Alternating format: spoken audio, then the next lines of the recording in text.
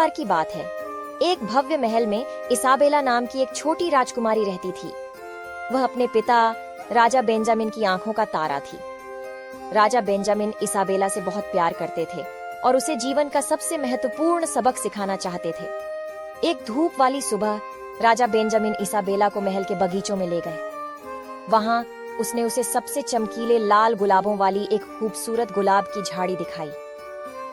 Isabella उनकी सुंदरता और नाजुकता से मंत्रमुग्ध थी। इसाबेला, राजा ने कहा, ये गुलाब हमारे राज्य के लोगों की तरह है। वे सभी अलग अलग हैं, प्रत्येक के अपने अद्वितीय गुण हैं, लेकिन इन गुलाबों की तरह प्रत्येक व्यक्ति मूल्यवान है और दया और सम्मान का पात्र है।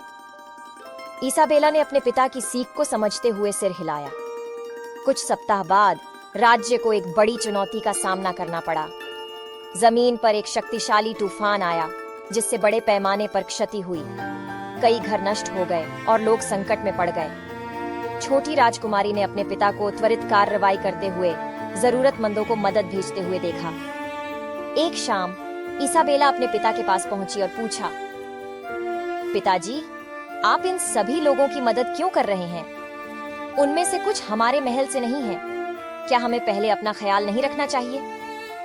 राजा बेंजामिन अपनी बेटी के सवाल पर मुस्कुराए और जवाब दिया, मेरी प्यारी इसाबेला, हमारे बगीचे में गुलाबों की तरह सभी लोग इस दुनिया का हिस्सा हैं और जरूरतमंद लोगों की मदद करना हमारा कर्तव्य है। हमारी ताकत और दयालुता हमारे महल से परे बढ़नी चाहिए। दीवारें दूसरों की मदद करके हम अपने राज्य को मजबूत और अधिक सुंदर बनाते हैं। इसाबेला को अपने पिता की बातों में समझदारी का एहसास हुआ। वह तूफान से प्रभावित लोगों की मदद करने में उनके साथ शामिल हो गईं, यह सीखते हुए कि सच्ची दया और करुणा की कोई सीमा नहीं होती।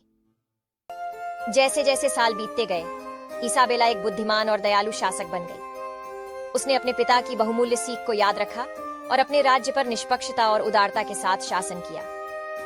राज्य के लोग फले फूले और उनकी एकता ने उनकी भूमि को रहने के लिए एक सुंदर और सामंजस्यपूर्ण स्थान बना दिया।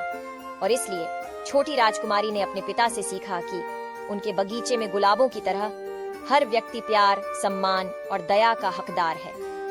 उन दोनों ने अपना जीवन यह सुनिश्चित करते हुए जिया कि उनका राज्य न केवल धन से बल्कि लोगों के दिलों की समृद्धि से भी समृद्ध हो। यह कहानी हमें यह बताती है कि बच्चों सभी की मदद करनी चाहिए, चाहे वह अपना हो या पराये हो।